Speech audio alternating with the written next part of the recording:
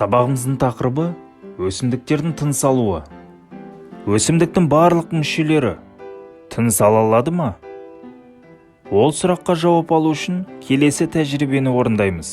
Ең бірінші, 3 бос ыдысты алып, оның біріншісіне өніп жатырған тұқым, екіншісіне суға салынған сәбіз тамыр жемісі, үшіншісіне өсімдік өркенін саламыз. Аузын нық етіп жауып, бір күнге қараңғы жерге қоямыз. Сұрақ: неліктен қараңғы жерге қоямыз? Дұрыс айтасыздар. Қараңғы жерде өсімдіктерде тек тыныс алу процесі жүреді. Фотосинтез процесі жүрмейді.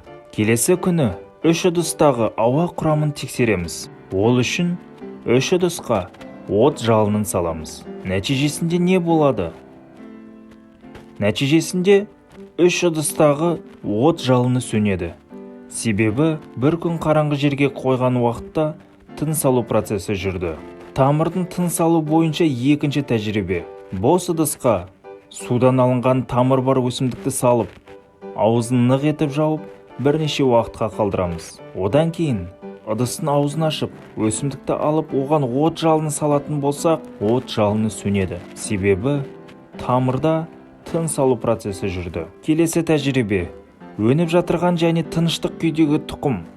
Екеуін 2 ыдысқа салып, аузын нық етіп жауып, бірнеше уақытқа қалдырамыз.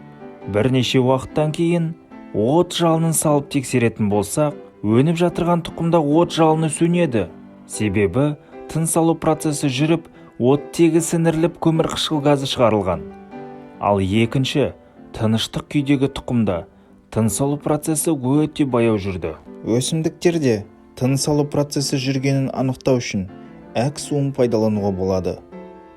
Әк суы көмірқышқыл газымен әрекеттесіп лайланады. Яғни әк суын өсімдіктің қасына қойып, оларды ыдыспен жауып қоятын болсақ, тыныс алу процесі кезінде оттегі сіңіріліп, өсімдік көмірқышқыл газын бөледі. Сол көмірқышқыл газы әк суымен әрекеттесіп, мөлдір әк суы лайланып ақшыл түске айналады. Осылайша өсімдіктің тыныс алу процесін түсіндіруге болады. Тамырдың тыныс алу бойынша келесі тәжірибені де атап айтуға болады.